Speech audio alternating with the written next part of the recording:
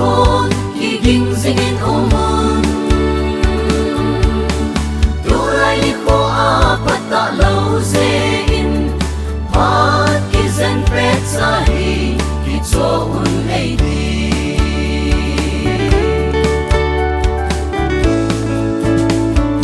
tulai til so ho i pret le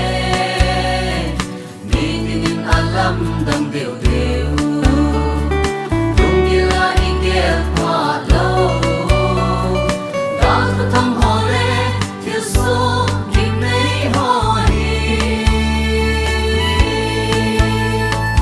Bible athu te mo gui nun na da so sing sing ye long gelen ngai to che u te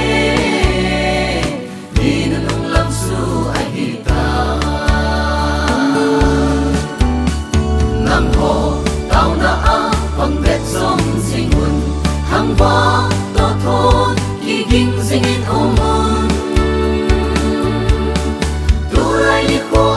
pata lo ze in pat izen pret sa hi ki cho un ei di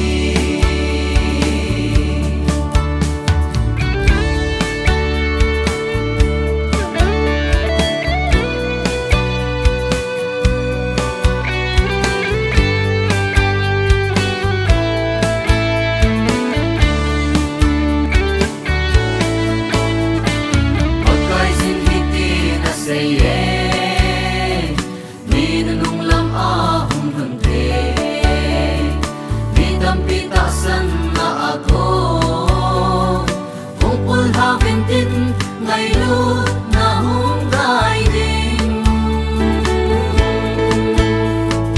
và khu bangin nun le một tin gol bangin long tim te một te akon ni gaya ding det a dita san na ha solo hing nang ho tao na a pang det som sing un hang ba to thôn giging zingin omon tulai li kho a pata lo ze in pat ki zen pret sa hi ki cho un ei di nang ho tao na a pang det zom sing un hang ba to thôn giging zingin omon pata lo ze in pat ki zen pret sa